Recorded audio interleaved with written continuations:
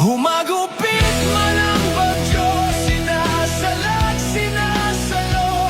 Ikaw ang nagsisilbing pananggalang, matibay na harang. Dakilang sandat at kanlungan para sa kaligtasan. Salamat sa'yo, O Sierra Madre.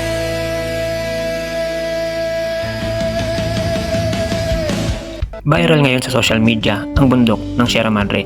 Halos lahat ng tao ay nagpapasalamat dahil ang bundok na ito ang tinatawag na pumigil sa bagyong uwan.